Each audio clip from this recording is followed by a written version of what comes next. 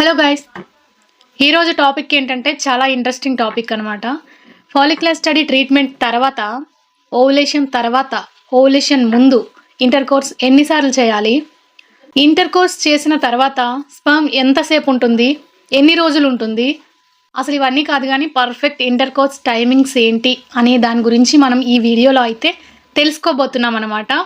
చాలామందికి దీని గురించి డౌట్ ఉంటుంది కదా, ఇంటర్ కోర్స్ ఓవులేషన్ అయిన తర్వాత చేయాలా, దానికంటే ముందే చేయాలా, ఎన్నిసార్లు కలవాలి, ఇవన్నీ ఉంటాయి కదా. సో ఈ వీడియోలో అయితే మనం వీటి గురించి కొంచెం క్లారిటీ అయితే తీసుకోబోతున్నాం. గైస్, వీడియోని అయితే కంప్లీట్గా చూడండి. So guys, first of all వచ్చేసి ఫాలిక్యులర్ స్టడీ అనేది ఎవరికి సజెస్ట్ చేస్తారు డాక్టర్స్ అంటే, PCOD, PCOS, hormonal imbalance, irregular periods, thyroid problem ఇలాంటివి ఉన్న వాళ్ళకి ప్రెగ్నెన్సీ కావాలని హాస్పిటల్కి వెళ్తే డాక్టర్స్ ఫాలిక్యులర్ స్టడీ ట్రీట్మెంట్ అనేది సజెస్ట్ చేస్తారనమాట. ఫాలిక్యులర్ స్టడీ అంటేనే ఎగ్ గ్రోతింగ్ని మానిటర్ చేయడం అనమాట. ఎగ్ అనేది ఎప్పుడు పెద్దది అవుతుంది, ఎప్పుడు రిలీజ్ అవ్వబోతుంది, ఇవన్నీ మానిటర్ చేస్తారు. ఒక్క మాటలో చెప్పాలంటే పీసీఓడి, హార్మోనల్ ఇంబ్యాలెన్స్ ప్రాబ్లం ఉన్న వాళ్ళకి ఓవులేషన్ అనేది కరెక్ట్గా జరగదు కాబట్టి వాళ్ళకి ఈ ఫాలిక్యులర్ స్టడీ ద్వారా ఓవులేషన్ అనేది కరెక్ట్గా జరిగేలాగా చేస్తారు. పాయింట్ నెంబర్ 1, మనం ఫాలిక్యులర్ స్టడీ ట్రీట్మెంట్కి వెళ్ళిన తర్వాత డే 2కి రమ్మంటారు అనమాట.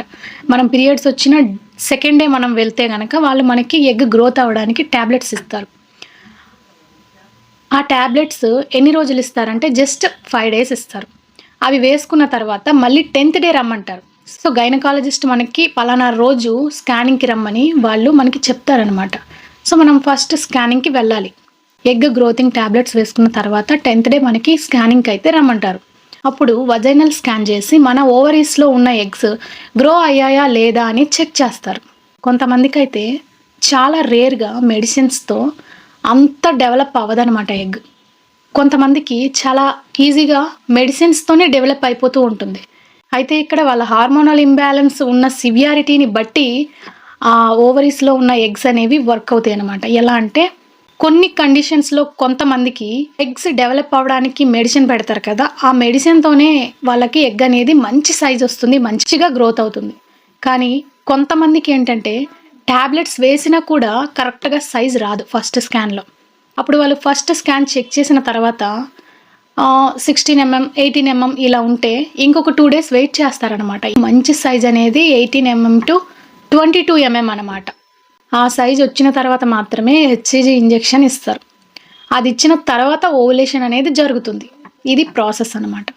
సో ఇక్కడ చాలామందికి ఉండే డౌట్ ఏంటంటే ఓవులేషన్ ముందు రిలేషన్లో ఉండాలా, ఓవులేషన్ తర్వాత రిలేషన్లో ఉండాలా అనేది కన్ఫ్యూజ్ అవుతూ ఉంటారు.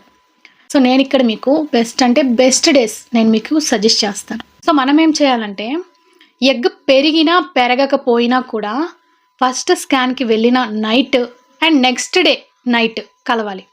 అయితే మనకి ఇక్కడ సెకండ్ స్కాన్లో ట్రిగ్గర్ ఇంజెక్షన్ ఇస్తారు. ఇంజెక్షన్ ఇచ్చిన నెక్స్ట్ డే లేదంటే ఆ రోజు నైట్ ఎగ్ అనేది ఖచ్చితంగా రిలీజ్ అవుతుంది. కొంతమందికి ఆ సిమ్టమ్స్ తెలిసిపోతూ ఉంటాయి అన్నమాట. కొంచెం సెన్సిటివ్ బాడీ ఉన్న వాళ్ళకి తెలిసిపోతుంది. ఎలా తెలుస్తుందంటే ఓవరీస్ లోవర్ అబ్డామినల్ ఏరియాలో బాగా పుల్లింగ్, స్ట్రెచ్చింగ్, ఇంకా బ్యాక్ పెయిన్ వస్తూ ఉంటుందన్నమాట. ఆ పెయిన్ అనేది కొంచెం సెన్సిటివ్ బాడీ ఉన్న వాళ్ళు ఎక్స్పీరియన్స్ చేసేస్తారు. కానీ కొంతమంది అసలు ఎక్స్పీరియన్స్ అవ్వదు, వాళ్ళంతా గమనించరు. సో మనకి ట్రిగ్గర్ ఇంజెక్షన్ ఇచ్చిన తర్వాత ఈవినింగ్ కానీ లేదంటే మార్నింగ్ కానీ ఎగ్ అనేది రిలీజ్ అయిపోతుంది. ఎందుకంటే ఎగ్ రిలీజ్ అవ్వక ముందే మనము ఆల్రెడీ రిలేషన్లో ఉన్నట్లయితే అది ఏ టైంలో రిలీజ్ అయినా కూడా మనకి స్పర్మ్స్ అనేవి లోపల డిపాజిట్ అయి ఉంటాయి కాబట్టి అవి మనకి ఒక సేఫ్ సైడ్ అన్నట్టు. మీకు అర్థమైందని అనుకుంటున్నాను. ఓవులేషన్ జరగడానికి ముందు 2 రోజులు రిలేషన్లో ఉండడం వల్ల చాలా హై ఛాన్స్ అయితే ఉంటాయి. ఎగ్ రిలీజ్ అవ్వక ముందే మనకి స్పర్మ్స్ అనేవి లోపల ఉంటే మన ఎగ్ ఏ టైంలో అయినా రిలీజ్ అవ్వచ్చు. మనకి 100% ఈ టైం అని ఎవ్వరు చెప్పలేరు కాబట్టి ఏ టైంలో అది రిలీజ్ అయినా కూడా స్పర్మ్స్ అనేవి రెడీగా ఉంటాయి కాబట్టి అవి మీట్ అవ్వడానికి చాలా ఎక్కువగా ఆ ఛాన్స్ అనేది ఉంటుందన్నమాట. ఎగ్ రిలీజ్ అయిందని చెప్పిన తర్వాత కూడా ఒక రోజు కలవడం వల్ల చాలా చాలా హై ఛాన్సెస్ అయితే ఉంటాయి.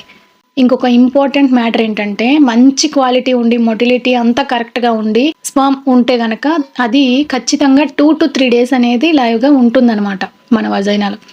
అండ్ ఎగ్ రిలీజ్ అయిన తర్వాత దాని లైఫ్ స్పాన్ 12 to 24 hours మాత్రమే ఉంటుంది దాని లైఫ్ స్పాన్ అనమాట.